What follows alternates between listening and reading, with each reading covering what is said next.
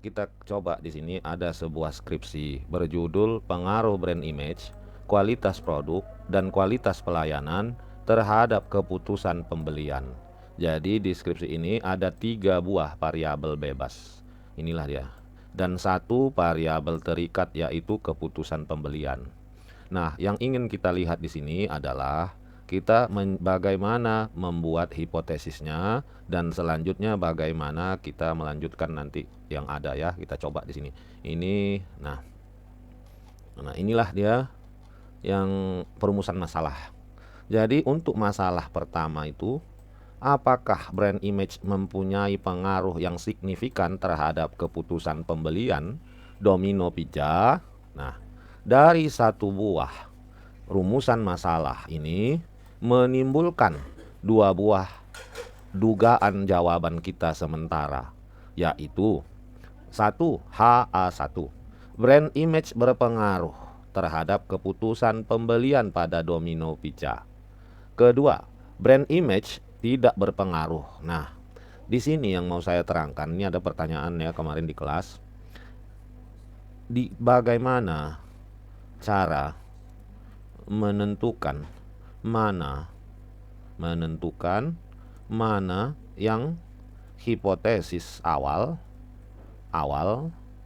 atau ini kita sering dilambangkan H0. Nah, dan mana hipotesis alternatif. Nah, ini ada yang nanya kemarin di kelas. Atau ini sering ditulis dengan H1. Atau ada juga yang menuliskannya HA. Nah, ya. Nah, biasanya kalau ini tidak ada aturan yang pasti ya, tetapi kalau yang namanya awal ya, tapi biasanya secara umum manusia umpamanya katakanlah si A mempunyai masalah.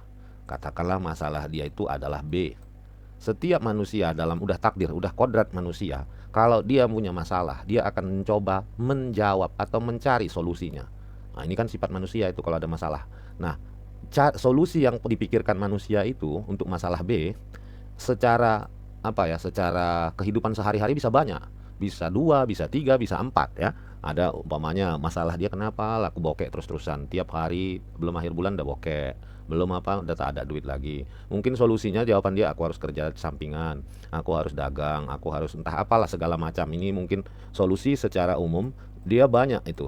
Nah, tapi di penelitian untuk dugaan jawaban atas permasalahan itu hanya 2, yaitu hipotesis awalnya H0-nya dan hipotesis alternatifnya atau H1.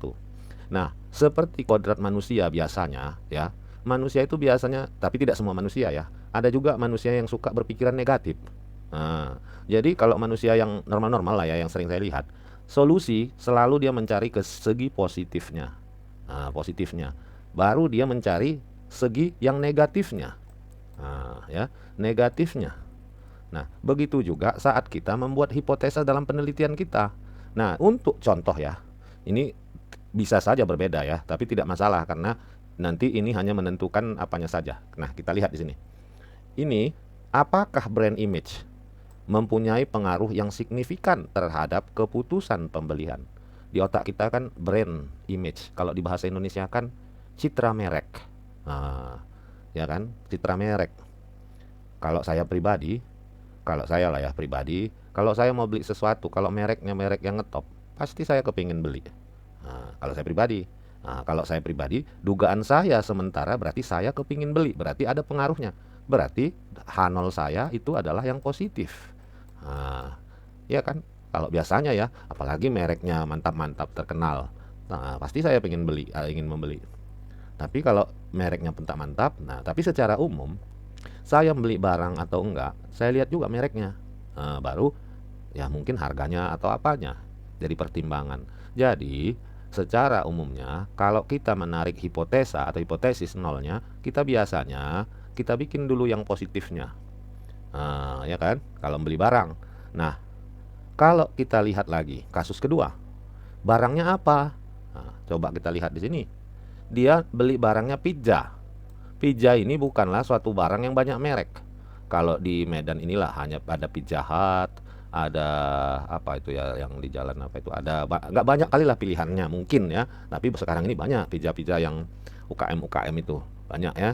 Jadi mungkin juga untuk kasus pizza, brand merek itu ya tentu saya milih lah kalau dikasih Domino dengan pizza, saya milih Pizza Hut gitu kan, daripada Domino, tapi itu semua tergantung selera. Nah, biasanya secara umum kita cerita dulu dugaan kita yang positif, baru selanjutnya yang negatif. Kalau dugaan kita positif, tentunya ada pengaruh. Nah, itulah yang kita nyatakan. Kalau dugaan kita negatif, tidak berpengaruh. Nah, itulah biasanya ya cara orang mengambil apa namanya ya, mengambil hipotesis. Nah, jadi di sini permasalahan kedua, ketiga, dan keempat. Dari sini bisa kita lihat untuk 1 4 permasalahan ada 8. Nah, 8 dalam pengertian 4 4 ya. Nah, oke, paham lah ya untuk itu ya, jangan salah. Jadi mana H0 mana H1, nah itu jangan lagi diperdebatkan. Nah, sekarang saya lanjut lagi. Ini saya ambil ya, kita lihat di bab 3. Nah, ini kita ambil, ini masih bab 2. Nah, ini masih bab 2. Nah, ini penelitian terdahulunya, ini kebetulan saya download lah skripsi-skripsi orang ini ya. Nah, ini kita lihat hubungan antar variabel, kita lihat di bab 3 sekarang. Nah, di sini diceritakannya populasi sampel. Nah, populasi tentu seluruhan ya. Kalau sampel sebagian yang dijadikan objek daripada penelitian. Nah, untuk menghitung jumlah sampel ya, ini dia menggunakan rumus Paul-Ledy. Nah, saya pun nggak tahu, tapi yang paling sering orang menggunakan rumus Slopin, paling sering itu Slopin di skripsi-skripsi. Nah, tapi tak masalah ya, itu terserah aja mau yang mana pun yang dipakai silahkan. Nah, ini ada kata-kata di sini. Teknik pengambilan sampel untuk menentukan sampel yang digunakan menggunakan teknik non-probability. Nah, ya. Jadi kalau ada kata non, berarti ada probability. Kan biasanya gitu, lawannya non, dibuang nonnya. Nah, kita lihat dulu. Kita buka ChatGPT. Kita suruh dia minta tolong kita sama dia. Ya, kita minta tolong tuliskan teknik sampling. Ini saya apa dulu ya, saya pindah share-nya dulu ya. Stop, saya pindahkan sharingnya ke window yang ini. Nah, ini. Nah, saya buka supaya kalian kelihatan ya. Udah kelihatan ya ini ya. Nah, ini dia. Saya buka di ChatGPT. Tolong tuliskan teknik sampling non probability dan probability. Nah, enter. Nah, dia muncul. Jadi teknik sampling probability ada ini. Teknik non probability ini. Nah, dapat kita di sini ya. Dah, kita lihat di sini. Menurut ChatGPT, ini belum tentu selalu benar ya, tetapi saya pun tahu kan jadi mana yang benar atau enggak. Pertama, sampling probability. Ada cara mengambil samplingnya acak, random sampling. Ada bertingkat, stratified. Ada sistematik, ada cluster. Nah, sekarang yang ingin saya sampaikan, mungkin nanti ada yang nanya sama kalian, apa itu probability, apa itu non probability. Gampang sebenarnya menjelaskannya. Kalau kita tahu probability itu artinya ada peluang. Jadi kalau dulu kalian belajar statistik, peluang itu berarti ada kemungkinan atau peluang untuk berulang. Nah, ya, berulang berarti ada orang yang sama 2 kali ditanya. Itulah probability. Nah, jadi kalau ada salon yang non probability sistemnya berarti tidak ada peluang. Ya. Nah, tidak ada peluang. Berarti samplingnya itu pasti beda-beda. Ya, pasti beda-beda. Contoh dulu mungkin kalian ingat waktu kalian SMA ada pelajaran peluang di sekolah. Ada sekumpulan bola dimasukkan dalam keranjang. Kita tidak melihat isi keranjang, kita masukkan tangan kita. Bola-bola itu berwarna-warni. Kita ambil 1 bola, kita ambil 2 kali bola, kita ambil ketiga bola ya. Mungkinnya ada warna yang sama kita dapat. Ya, dan mungkin juga bola itu kita masukkan lagi ke dalam. Nah, itulah yang disebut dengan probability. Yang non probability itulah yang pasti jelas nggak akan ketemu, ada perulangan. Nah, kadang-kadang ada dosen juga mengatakan ya, kalau non probability itu untuk penelitian yang yang bersifat deskriptif. Nah, kalau yang probability itu yang bersifat kuantitatif. Nah, hitung-hitungan. Katanya begitu. Nah, tapi kita tidaklah mempermasalahkan itu ya. yang kalau kita karena ilmu saya pun bukannya paten kali, ya, kita hanya melihat menempatkan supaya benar. Nah, jadi contoh tadi di skripsi ini ya, kita balik lagi, saya tampilkan. Nah, kita tampil lagi yang ini. Nah, ini. Nah, di sini dia katakan non probability sampling dengan purposive. Nah, ini betul. Nah, yang aneh ada yang saya lihat, ada yang bertanya, dia menggunakan katanya samplingnya probability. Nah, dengan cara purposive. Nah, purposive ini kan artinya yang paling gampang ini sebenarnya kalau penelitian kuesioner ini, apalagi kalau sampelnya banyak. Kenapa paling gampang? Karena ada purpose di situ. Purpose itu artinya tujuan. Jadi pamannya kita mau melihat apa namanya, pelanggan swalayan satu hari bisa sampai katakanlah 5.000 orang. Cukup kita tanya dulu apakah dia udah sering belanja di situ. Kalau kita melihat untuk melihat keputusan pembelian. Keputusan pembelian itu kan jarang sekali orang sekali belanja. Oh, bukan loyalitas. Kalau loyalitas pelanggan itu kan biasanya orang udah berulang-ulang datang. Jadi kita purpose-nya itu harus ada dia melakukan belanja berulang-ulang di situ. Makanya paling sering dipakai itu purposive. Poinnya di sini maksud saya ini mengatakan ini, jangan kau campur adukan non probability metode samplingnya, tapi caranya probability metode samplingnya, tapi caranya kau bikin yang non probability purposive. Nah, jadi sesuaikan. Kalau probability ada 4, 1 sampai 4. Non probability juga ada 1 sampai 4 caranya. Ya, silahkan itu hati-hati di situ. Nah, ini tempat dan waktu, data primer, data sekunder, pengumpulan data. Nah, ini juga ada kemarin bertanya. Skala Likert. Nah, jadi pertama yang harus saya sampaikan, jadi ada banyak kata-kata skala. Cuman bedakan. Satu skala sebagai alat ukur atau kita bikin sebagai hasil pengukuran. Satu lagi bukan alat ukur dia sebagai alat mengambil garis miring memperoleh data. Nah, jadi kadang ada juga yang salah-salah gitu ya kan. Ini tadi sudah salah saya waktu menjelaskan, tapi setelah saya sampai di rumah saya baca-baca lagi, ternyata ya itulah salah saya tadi menjelaskannya, ada sama mahasiswa tadi ya. Jadi sebagai alat ukur dia itu hanya 4, atau alat ukur atau hasil pengukuran ordinal, nominal, interval, satu lagi rasio. Nah, yang dia sebagai alat untuk memperoleh data, skala yang di sini tuh ada banyak juga, tapi yang paling sering dia digunakan skala Likert. Ada skala Goodman, ada Thurston. Entah salah atau enggak saya menuliskannya, banyak itu. Nah, jadi kita harus pahami, kalau kita menggunakan skala Likert, hasilnya itu boleh kita tulis nanti ini ordinal. Ya, ordinal kita tuliskan. Jadi bedakan dia skala sebagai alat ukur atau hasil pengukuran, skala sebagai alat untuk memperoleh data.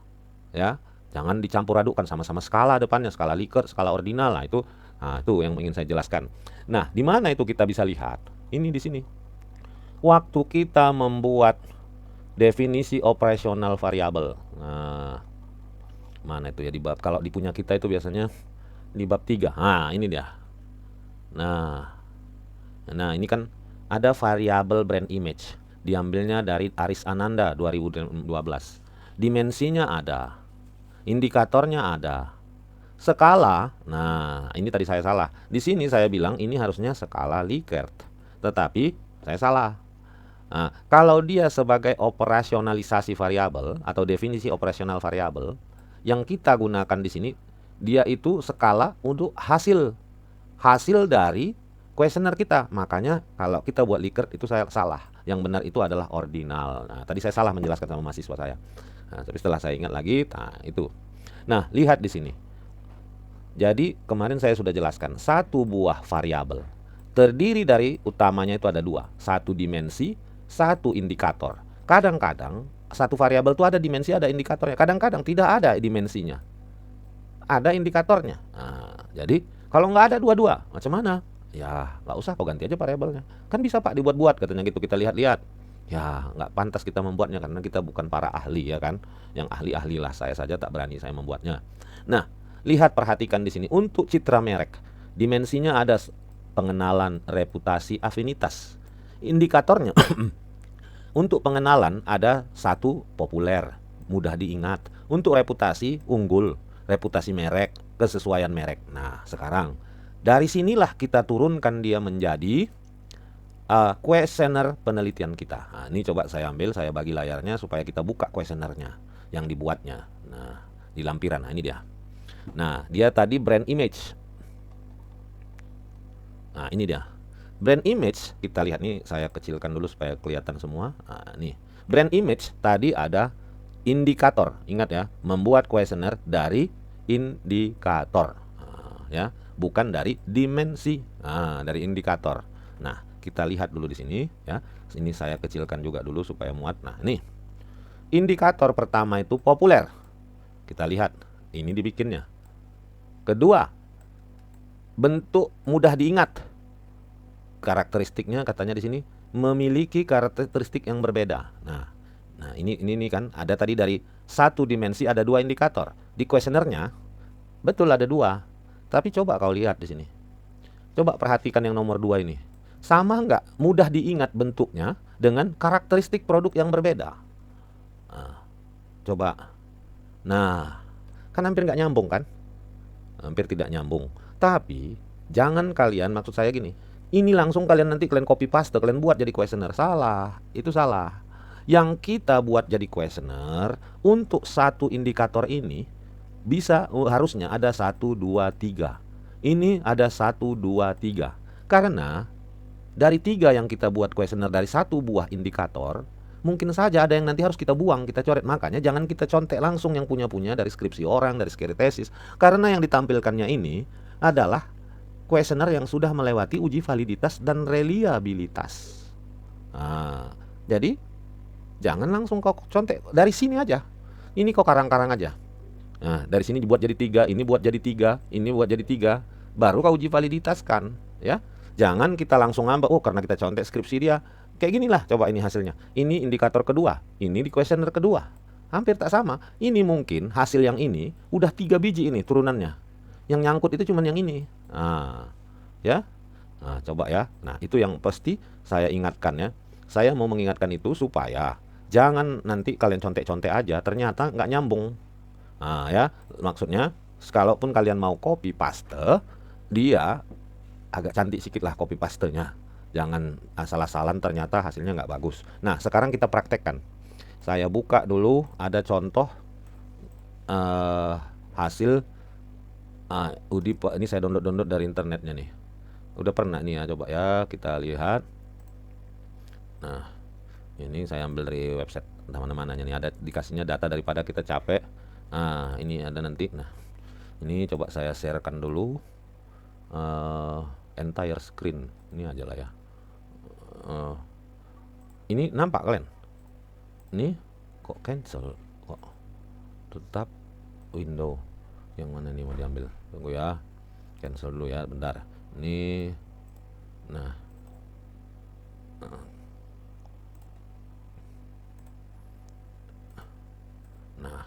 Nah, inilah datanya. Datanya ini jadi kan udah siap kuesioner kita, ya. Kuesioner udah siap. Kita harus uji coba. Ke berapa orang? Biasanya orang mengujikannya ke 30 orang. Nah, ya, uji coba itu apa saja yang diujikan? Satu, yang diujikan adalah valid atau tingkat sah atau tidak. Kedua, yang diujikan itu dua itu reliabilitas. Ini kalau di bahasa Indonesia kan dapat dipercaya. Nah, jadi kuesioner kita itu sah dan dapat dipercaya. Inilah yang harus kita cobakan dahulu ke 30 orang. 30 orang ini siapa? Yang itu contoh, makanya kita cari kalau kita mau meneliti kuantitatif, usahakan yang banyak-banyak orangnya atau karyawannya, karena tidak boleh memberikan kuesioner yang sama ya, sama kuesionernya kepada eh, satu orang, maksudnya satu orang itu 2 kali dia mengisi kuesioner. Uji coba dia ngisi, udah jadi nanti kuesioner dia ngisi lagi. Nah, ya. Jadi usahakan untuk mencari itu di tempat yang berbanyak-banyak lah orangnya, 60 orang. Jadi 30 orang untuk uji validitas rehabilitas, 30 lagi menjadi sampel ya. Kalau tidak ada ya pandai-pandai mulah macam mana mencarinya. Nah, ini ada. Nah, ini ya. Ini ada, katakanlah ini kita tidak tahu apa nama variabelnya. Inilah dia angketnya itu. Kita bukalah langsung di sini apa SPSS. SPSS. Nah, kita ambil SPSS jadul aja. Tidak mau hidup, buka dia. Oh, udah bisa. Ini coba ya saya sharekan dari ini window. Ini macam mana caranya supaya saya ganti-ganti layar bisa apa dia? Pindah-pindah, nggak perlu apa. Kalau entire screen share. Oh, nggak mau. Window. Nah, macam mana caranya ini supaya semua dia pindah-pindah layar dia tetap muncul. Inilah nanti biarlah situ. Nah, inilah SPSS-nya. Nah, selalu kita mulai variable view. Ya, kita ambil datanya dari Excel tadi. Kita ini kita kasih nama lah dulu X11 ya. Di sini saya besarkan layarnya supaya kelihatan. Nah, X12 ya. Ini kenapa bergerak-gerak ini layarnya nih? Tunggu ya, ini ada yang menyala, ini kita tutup aja dulu. Ini karena bergerak-gerak sendiri dia. Kita cari aja SPSS yang lain. Nah, ini tunggu ya, saya ganti yang SPSS yang versi 25 supaya kadang mungkin udah jadul kali dia nggak bisa jalan lagi, jalannya udah ketuaan, nggak normal, goyang-goyang ya. Ini sebentar ya, ini ya, ini lagi jalan. Ini saya ambil. Nah, ini. Nah, inilah SPSS-nya. Saya tapakan. Nah, inilah dia. Buka tab variable view. Dah. Nah, di sini kita tulis. Tadi kan variabel, katakanlah entah apa namanya, kita nggak peduli. Itu variabel X11. Apa ini kok? Alah, oh ini salah. Ini kita bersihkan. Di sini dia ya. Variable view. Kita ketik X11. Nah, baru ada X12, X13, X14, X15, ada di sini X16, ada X17. Coba kita apalagi tadi di sini ada sampai 7. Nah, ini dia X17 baru terakhir di sini total X1. Nah, katakanlah inilah dia umpamanya, contohnya. Nah, kita lihat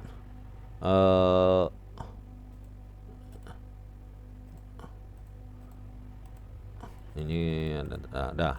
Nah, ini ada contohnya, udah kita tulis semuanya. Kita buka data view. Ya, data view. Ini ada sedikit. Nah, ini dia salah ordinal. Nah, kita ini variable view skala. Oke. Nah, dah. Kita ambil datanya. Ini hanya untuk latihan, hanya 20 orang dibikinnya. Kita copy semuanya. Kita masukin. Nah, kita pastekan. Nah, udah masuk dia. Nih, kita lihat ya.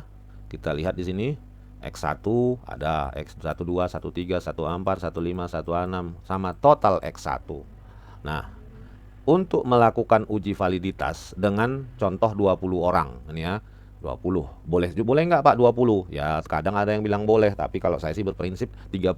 Kenapa? Biasanya untuk data supaya normal itu dia 30 harusnya, tapi kadang ada dosen yang bilang boleh, suka hatilah mau apa dia bilang. Nah, kita ambil ya di sini deskriptif baru enggak, ini dia, kita ambil bivariat correlate, nih correlate, baru ambil bivariat. Oke, nah kita ulang, analise correlate bivariat. Nah, muncullah seperti ini. Yang ini semua kita pindahkan ke kanan. Cep. Nah, yang perlu dilihat di sini, harus di sini dicentang person, tutail, flag signifikan. Udah dicentang deh itu semua. Kita oke kan. Sep. Nah, inilah. Apakah kelihatan sama kalian hasilnya? Coba kita lihat atau stop dulu. Ini kita ganti lagi ke output. Nah, ini dia. Nah, inilah hasilnya tadi. Saya besarkan. Untuk di sini paling bawah sekali kita lihat. Ada di sini. Kalau dia 2 bintang signifikan, berarti bagus. Kalau 1 bintang pun bagus. Nah, kita nggak usah lihat lagi. Lihat aja tanda-tanda bintang ini. Untuk X2 ada bintangnya, X3 ada bintangnya, X6, X5, X67 tidak ada bintangnya nih. Nah, X1 ini X1 kita lihat di sini. Coba ya, kita geser kemari. X1 1, X2 788 lah. Nah, ya, X1 1. Nah, ya, jadi yang tidak ada bintangnya itu, ini semua ada bintangnya. Lihat aja deh, semua yang ini atau semua yang ini, samanya tuh isinya. Ya. Nah, kita lihat di sini semua ada bintang kecuali X16 dan X17. Nah, kalau biasanya ya, biasanya kalau dia apa namanya? Kalau dia kuesionernya itu apa yang dilakukan? Berarti kuesioner kita untuk poin X16 dan X17 yang ini kita buang. Nah, berarti kita hanya menggunakan 1, 2, 3, 4, 5.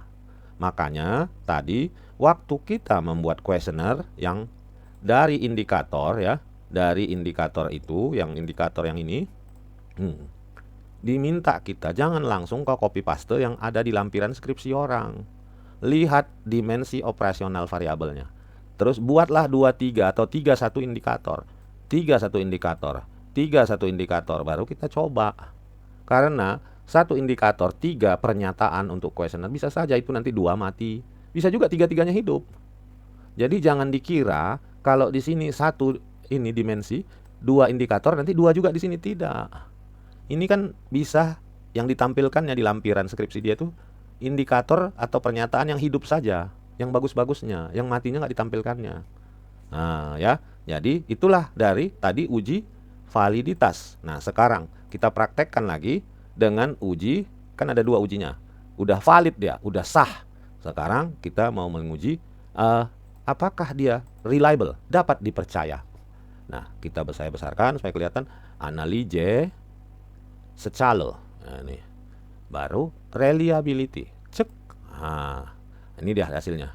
Nah, di sini saat kita uji reliabilitas, ini semua kita blok kecuali total. Total tidak ikut. Nah, ya. Total tidak ikut. Kita pindahkan dia ke kanan. Cek. Nah, baru kita pilih statistik. Cep. Ambil yang ini saja, nggak usah 3-3. Paling ini scalo if item deleted. Continue. Oke, sep. Nah, udah muncul. Sekarang saya pindah halaman lagi supaya di-share ya. Nah, ini saya sharekan halaman outputnya dari SPSS ya. Nah, mana dia tadi output? Nah, ini dia, saya share. Nah, di sini yang mesti kita lihat cuman ini saja. Yang ini saja. Nah, syaratnya alpha Cronbach yang ini harus lebih besar dari 0,6. Baru dikatakanlah dia sebagai dapat dipercaya atau reliable. Nah, jadi itulah ya bagaimana kita membuat kuesioner. Oke, kira-kira sampai di sini dulu ya kita belajar. Mudah-mudahan hidup kita dulu ya bermanfaat. Terima kasih.